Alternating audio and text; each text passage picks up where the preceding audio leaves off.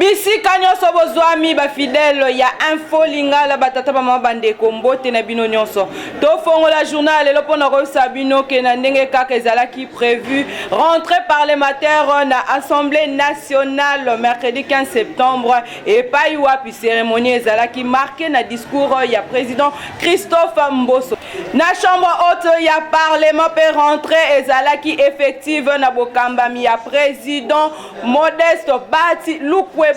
Tokene bongo na primature pour na sabino que le premier ministre Jean-Michel Sama Lukonde azalaki mardi 14 septembre na Itinjili pour na lancer ba épreuve et évaluation et enseignement technique. Héritier Mapinde Minadi na son reportage. Je voudrais juste adresser un mot d'encouragement. Na présence ya madame la ministre ya formation professionnelle PMD Antoinette Kipulu Kabenga, ba honorable députés nationaux pe provinciaux, ba membre ya gouvernement central, ba membre exécutif provincial ya ville province ya Kinshasa, bourgmestre ya commune ya Njili, ba ambassadeur, ba partenaire ya secteur ya formation professionnelle, ba membre ya sécurité, to monaki commissaire provincial ya la police ya ville province ya Kinshasa, na ba membre ya cabinet ya chef de l'État. Na mot de circonstance na ye, Premier ministre Jean-Michel Sama Lukonde Kenge aeba kilibosoko encouragé 15 600 candidats ya première édition ya ba épreuve ya fin de cycle ya formation technique et professionnelle oyo à travers République démocratique du Congo Mobimba atalisa kilisusu ndenge ezalaki honneur ponaye ya kokitana Itinjili oyo epai wapi asepelaki a adressé mot ya encouragement epai ya 1050 candidats oyo a profité pour na kosenga na bango batelema pour République démocratique du Congo azan na bosenga na bango ezala basito mibali kasi azali mingi na posa ya komona ba congolais oyo bazali formé pe utile pour na kotonga mboka lelo ezali occasion moko ya malamu ya kolakisa na mokili mobimba mingi penza na République démocratique du Congo sans ya formation professionnelle pe utile ya société pe utilité na yango na société na ba misala nyonso boyekoli oyo bokobanda kosala yango mikolo nyonso na ba vie ya ba kinois pe kinoise na lingaki na nzela na bino ko souhaiter bonne chance na 15 600 candidats à travers République démocratique du Congo Mobimba oyo balekaki na ba épreuve lolenge moko na bino naza ko remercier ba formateur na bino oyo basalike bo affronter ba épreuve oyo po botonga ekolo na tondi lisusu botondi na ba partenaire oyo ba accompagner kibino mikolo nyonso na secteur oyo epai wapi ezali secteur prioritaire ya gouvernement oyo ezako exécuter vision ya chef de l'État Félix Antoine Tshisekedi Tshilombo. Élisée Bokoumouania Oazali, vice-ministre ya budget à clôturaki cérémonie jumelée ya année ya formation 2020-2021 puis 2021-2022 na direction générale ya école de finance. Héritier Mapine UP Francis Massia bazalaki wana. Cérémonie haute en couleur, week-end de l'équipe, à la direction générale de l'école nationale des finances. Bondi Melangay Kezalaki double événement, topé cérémonie jumelée. D'abord, Boeba Kezalaki clôture y'année à formation 2020-2021, puis à la fois ouverture y'a nouvelle année de formation 2021-2022. Batubaya qui est belé à Kosakanate Andenge Nandenge, local ministre national des finances Nicolas Kazadi, pe batu Andenge Nandenge. Kasi parmi les invités, Boeba que tout le monde qui présence remarquée avec un pacte pays idéologie, il y a vice-ministre et budget, moi Nambouk Élisée beaucoup moins. Intense cérémonie banda kitoko, boye ministre des finances, le quoi azalaki à l'honneur vu que école nationale des finances et ça rattaché na ministère naie à salaki mot d'ouverture ya milulu oyo et bongo tengwe koma kingonga ya remise ya ba diplôme na ba lauréat vice ministre et budget excellence Élisée Bokoumwana yepe a telema ki pona ko remettre avec un pacte pays idéologie ndenge bozali komona ba diplôme na ba lauréat ya mundia 36%. Si il faut fanatage ce sont Yengo, Yitko, Germaine, 72%. Milulu ekobaki kitoko boye pona kosukisa yango bondi melangai que honneur epesamaki pa ya mwana mboka le vice-ministre ya budget Élisée Bokoumwana bakisele le symbole de l'intelligence boyoka Au nom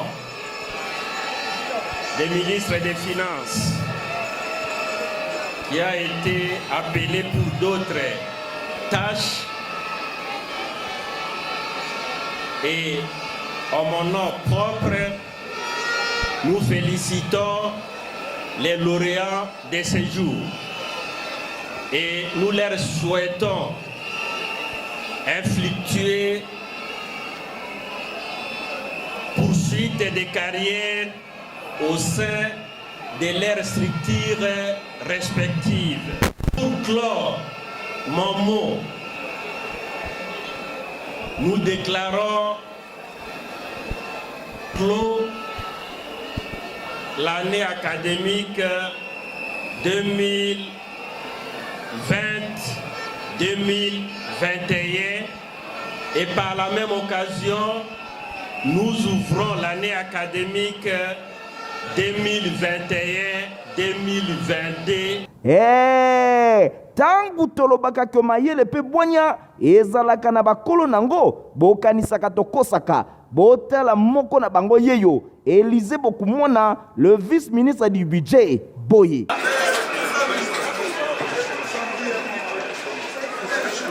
Le 15 septembre, Yamboula Nyonso Mokili Mobimbe célébrera journée internationale ya démocratie pour Namboula Oyo Oni Alobini Nibozo la réponse et pas ya Karine Bembebinda. Le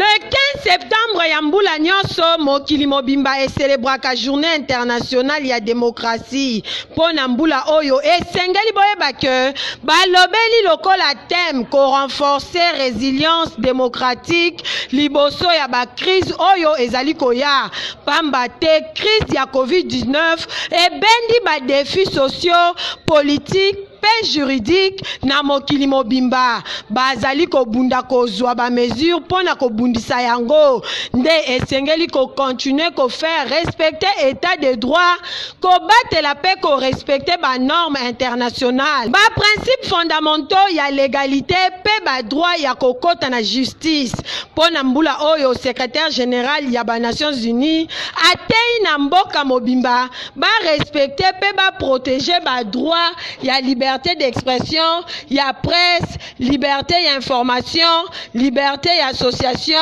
paix à réunion. Ba préoccupation na bamboka mingi na contexte ya COVID-19 ezali lokola ba mesure ya ko contrôler information, ya ko boto la batu liberté d'expression, paix liberté ya presse, ko kanga batu, ko landela pe ko nyokola ba opposant politique, ba journaliste, ba médecin pe ba professionnel ya santé pe lisusu ba report ya ba élection e benda kamindondo ebele pe ekoki ko matisa ba tension bo simba ke journée oyo etiamaki depuis 2007 na ONU ezalaka occasion pona ko examiner état ya démocratie na mokili. Cour constitutionnelle assiégé qui mardi 14 septembre 2021 na matière ya inconstitutionnalité pour na ba requête ya ndenge na ndenge domi bendelo pe héritier mapinde mi bazalaki wana. Nabokambe miye président na yango Dieudonné Kalouba Cour constitutionnelle basiéja qui na matière ya inconstitutionnalité pour na constatuer mokolo ya mardi 14 septembre 2021 na requête ya premier ministre honoraire Augustin Matata Ponyo na affaire ya Bukangalonzo bosimba ke requérant Augustin Matata Ponyo azali ko reprocher na bureau ya Sénat ke balongola ki ba immunité parlementaire na ye sans kopesa ye ba moyen de défense oyo esengeli. Pour Nambala Mososo, selon Augustin Matata Ponyo, Sénat a violé ba dispositif constitutionnel. Pour Naba article na yango mingi penza, article 19 alinéa 3, article 61 alinéa 5. Oye pona avis ya cour constitutionnelle, lokola ndenge ba convokaki Augustin Matata Ponyo, bosimba keye a sengaka sur séance pour na ko permettre ye azala ba élément oyo esengeli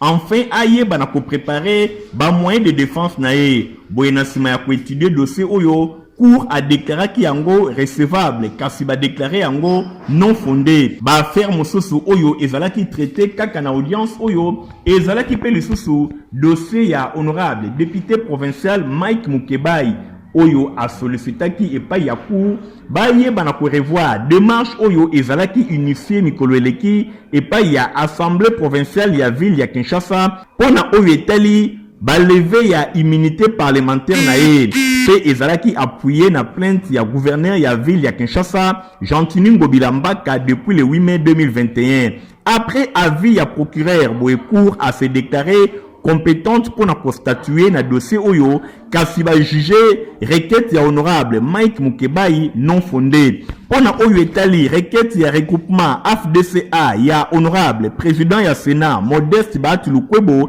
oyo ba sollicitaki kolongola ba immunité parlementaire ya honorable Nenenkulu pe Olive Mudegereza respectivement pona ndenge ba dédoublaki regroupement AFDCA pe absence ya ba cotisation na bango na niveau ya parti boye na sima cour atalaki makambo oyo asangisaki ba dossier nyonso mibale pe a se déclaraki incompétente pour constatuer par rapport à requête ya Modeste Batulukwebo elongo na AFDCA. Changer chapitre tokene na santé sengeli boyebake ancien ministre ya santé Etienne Longondo oyo bakangaki ye mikolo eleki autaki kozwa liberté provisoire na ye le 14 septembre ba détail bolanda. Ancien ministre ya santé Etienne Longondo oyo akangamaki mikolo eleki pona détournement ya misolo depuis le 20 août kasi mardi 14 septembre nde autaki kozwa liberté provisoire na information oyo ezalaki confirmé na rédaction ya 7sur7.cd epai ya baproche na ye cadre oyo ya Union pour la démocratie et le progrès social UDPS Mukuse a retrouvé lisusu liberté na ye. Surtout na sima ya mwa problème ya santé ekomelaki ye bo simba ke docteur Etienne Longondo azwamaki bongo na mandat d'arrêt provisoire na cour de cassation pe atindamaki na prison ya Makala depuis le 20 août eleki. Justice congolaise aza kolandela ancien ministre ya santé na gouvernement ya Ilunkamba pona détournement ya misolo ya riposte contre pandémie ya COVID-19. To poursuivre basango na biso pour nous que marche ya plateforme la Muka ya mercredi 15 septembre ezalaki bongo empêché na ba élément ya la police nationale Fayulu ye moko ba memaki directement na ndaku na ye bozo ba détail na héritier Mapinde Mikarine Bembebinda.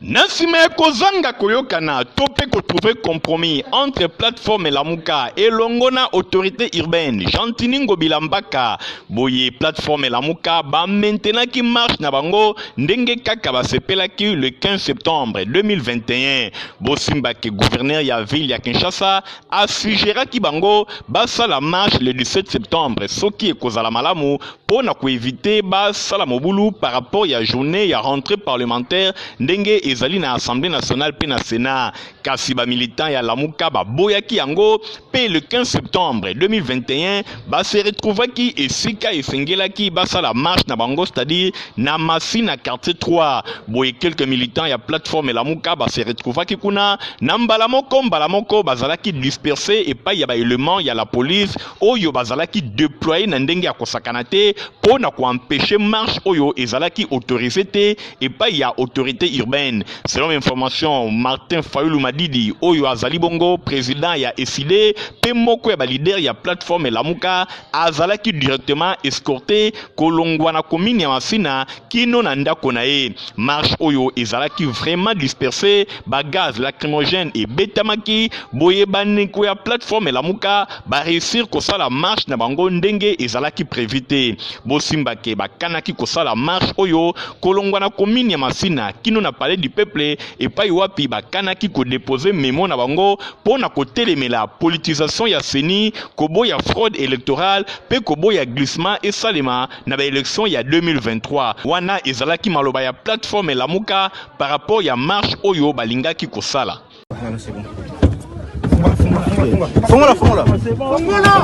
Fongola kotaka bongo. Déverrouiller. Saute derrière. Kiba. Bengani.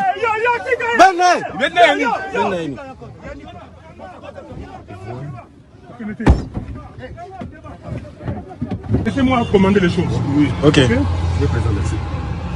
L'éducation esengeli boyeba que directeur général ya Institut supérieur de techniques appliquées Istana Mukuse Pierre Kasengedi a lancé qui message moko mardi 14 septembre et pas ya ba étudiant ya Ista par rapport à la situation politique. Héritier Mapindemi et Mekachimanga Stéphane Skande. Laissez la politique aux politiciens. Politique et pas y a politicien, ba étude et pas y a étudiant. Wana ezalaki maloba ya professeur Pierre Kasengedi Mutumbe et pas y a étudiant à Institut supérieur de techniques appliquées Istana Mukuse. Pambate a telemelaki bango po na kotalisa bango ndenge nini esengeli ba se comporter par rapport à la situation politique ya mboka ndenge ezali kotambola. Na message oyo apesaki bango mokolo ya mardi 14 septembre atalisi ke ba institution ya enseignement supérieur et universitaire en général PISTA en particulier, professeur Dr Pierre Kasengedi Mutumbe, directeur général ya ISTA oyo azali ko diriger yango atalisi ke ba étude esengeli ezalana no préoccupation ya liboso et pas ya ba étudiant bazwa yango au sérieux. Pe le sous likambo etali COVID-19 pe ba programme ya rattrapage ya ba cours oyo ezali très réduit. A saluer tenu ya ba états généraux ya enseignement supérieur pe universitaire oyo euti ko se clôturer mardi na ville ya Lubumbashi. Pierre Kasengedi Mutumbe a lancé message moko vibrant et pas ya ba politicien pour na ko signifier bango ke institution oyo abengi ISTA ezali pépinière te et pas yoapi bango esengeli baya katango nyonso pour na ko puiser ba manifestants à chaque fois bazali ko kana kosala ba mouvement na bango ya protestation alobi politique et pas ya ba politicien ba étude et pas ya ba étudiant ndenge a insistaki pour na ba étudiant oyo nyonso bazana ba ambition politique lokola papa malamu ya libota DG ya ISTA Pierre Kasengedi Mutumbe a recommandé bango ke esengeli basala nanu makambo oyo bango bazali kosala basala ba étude na bango bazwa yango sérieux pe kende liboso boye esengeli te bamikotisa na politique pe basangisa yango elongo na ba étude pamba te ba politicien oyo bazali kobengaka bango bana na bango ebele bazali kotanga na mikili ya poto esengeli bosimba ke communication ya directeur général ya ISTA Pierre Kasengedi Mutumbe e yaki mingi na veille ya manifestation oyo ezalaki programmé pour le 15 septembre pe ba mouvement ebele ya ba parti politique. Na culture esengeli boyeba ke désordre ezaki makasi mardi 14 septembre liboso ya maison Schengen et pas yuapi ba fanatique ya orchestre maison mère ba ki ko réclamer ba pesa ba visa Schengen na ba musicien na bango pour na concert oyo esengela ki ba beta héritier Mapindemi Igantingi. Et yindaki mabe ezalaki bongo mokolo ya mardi 14 septembre liboso ya maison Schengen boyeba fanatique ya orchestre Wenge musique maison mère bayaki ebele liboso ya maison Schengen pona ko réclamer ndenge nini ba star na bango ya Wenge musique maison mère bazali ko pesa bango visa ya Schengen te et pa yoapi Werason le roi de la forêt esengelaki akende ko beta concert na Zénith kuna na Paris kasi basalaki ba démarche ya ndenge na ndenge bazali ko zwa kaka visa te na tina wana désordre ezalaki makasi liboso ya maison Schengen mokolo ya mardi 14 septembre ba gaz lacrymogène et betamaki ndenge kaka bino bozali komona ezalaki mwana na mwana bendana bafani ya maison mère bayaki ebele balobi esengeli kaka ba musicien na bango bayeba na kozwa visa pona kokende kobeta concert oyo na Zénith kuna na Paris kasi soki visa epesami te ekozala malamu te concert oyo ekoki kozala annulé yango etalisaki kanda na bango pe koya na bango liboso ya maison Schengen pona ko réclamer visa epesama epai ya ba star na bango enfin ke bakende na Paris pona concert oyo ya Zénith.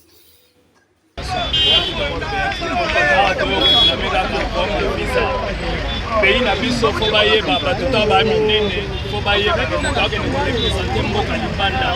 ifo pays bakonzi basertifie ka bakonzi bakoserza kosertifie te quelque part biso osali batiza yango tobeta su na poto te ya bamanka gani bato mo bakokanga bato en otage te soit disant po bango nde bazodirige monde ezalaka te biso awa towana contrat Zénith de Paris makambo nyonso bapapier makambo nyonso eza c'est bon tokotisi awa po bapesa bato bavisa bato omona yango vraiment étrange epuis tomona yango drone epuis tomona yango bene justice ke bapimela vraiment orchestre monene lokola maison mère visa malgré bato ebele toala bamikanda nga na alia nakokenda nga ta sikoyo bato mosusu mpe baza wana mpe wera ana mokanda bato ebele mpe bana mikanda mais ezosenga ke visa parce que tomema bacomédien tozomema bajournaliste tomema mpe bamusicien mosusu ya orchestre na biso oyo bakosala spectacle ya kitoko kaka na masolo etali culture esengeli boyeba ke touti kozwa information moko sikoyo ke concert oyo ya Weranson efali abeta le 17 septembre ekobetama lisusu le 17 ekobetama bongo le 25 septembre na Zénith ya Paris mpona bana bino baza na basante ya kitoko potopoto eza se moko protivap Stéphane Skande badetail. Les amis, je vais vous parler de Diaming. Comment est-ce que Diaming nous a soutenus durant toute notre évolution dans notre santé?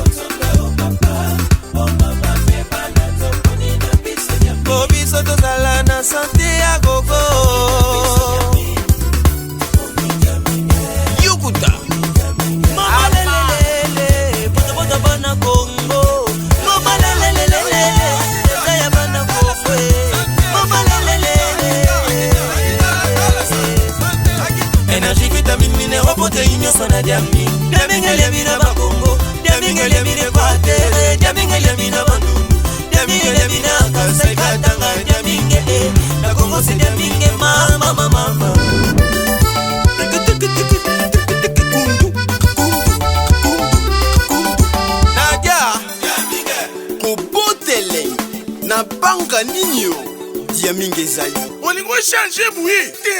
ku changer te bana na bisuna Diaming ba mesana Diaming lia otonda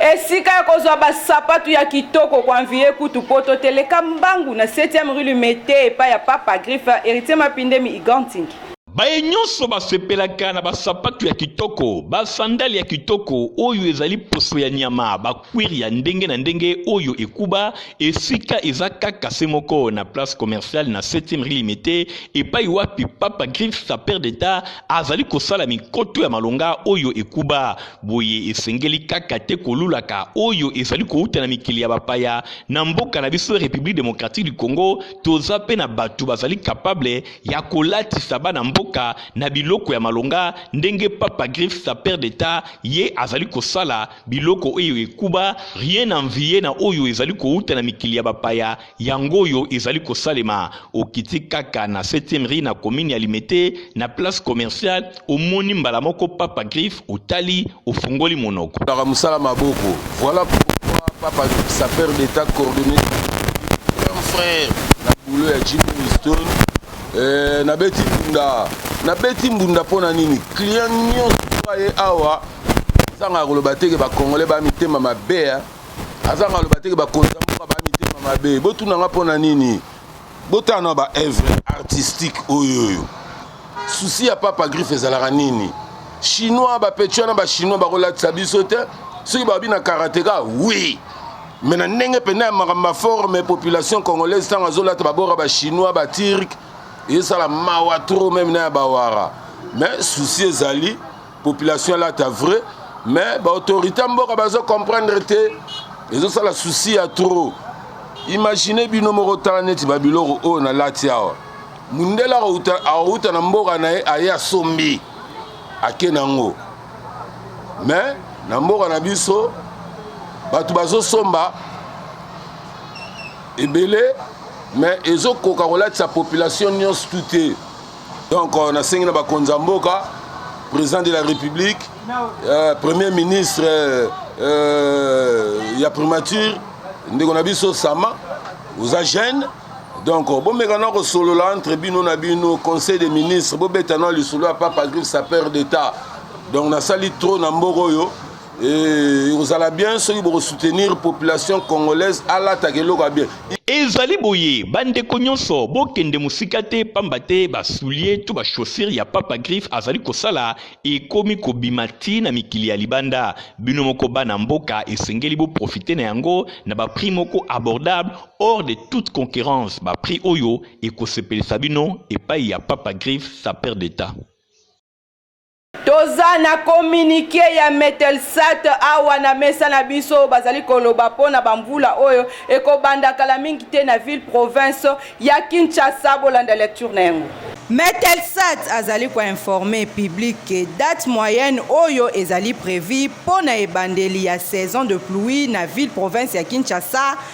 ezali le 22 septembre 2021. Na écart il y a plus ou moins il y a 13 jours. Et sengeli bosimba ke badate extrême ya mbula ya liboso ekoki ko se situer entre le 9 septembre na 5 octobre 2021. Wana ezalaki communiqué ya Metelsat par rapport ya ebandeli ya mbula ya liboso na ville province ya Kinshasa.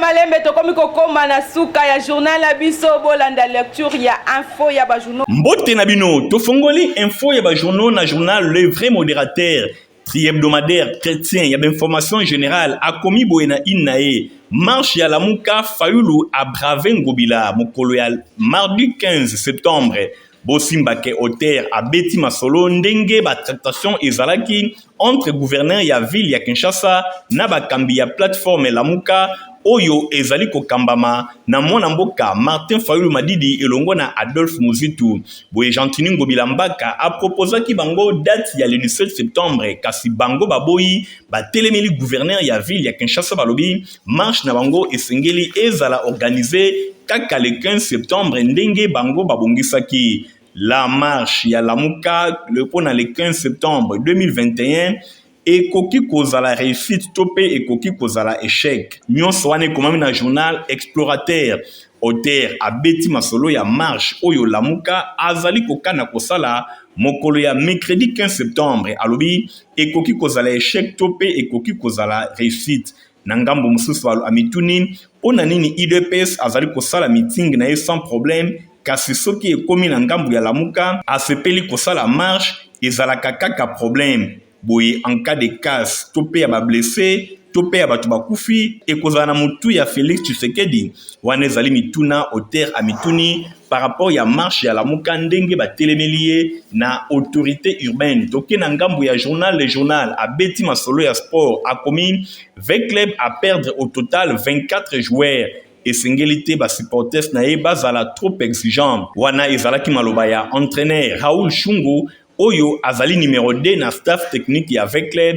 na interview moko asalaki na Top Congo pona kotalisa état de santé ya équipe na ya avec club oyo bazwi ba joueur ebele ya sika bazali kobongisa équipe ya sika ekosenga mwa patience na ngambo ya ba supporters pona komona résultat botika la malamu. Merci Nabino Nyonso bozaki branché pour nos kolanda journal ya peuple pour na peuple info linga mukola lelo na sima ya caméra Domi Bendelo Ngwanza na montage Emeka Chimanga Fabrice Londombi pe Christian Kiange Beni édition kuma makina Karine Mbembe bin na supervision kuma makaipa yeme chaque jour na epsa kabino kaka que aza le cerveau monteur aza ko kumba biso kino suka to kendeli kolo héritier mapindembi ngana bino to kutami ko ezali ko ya avec le même plaisir.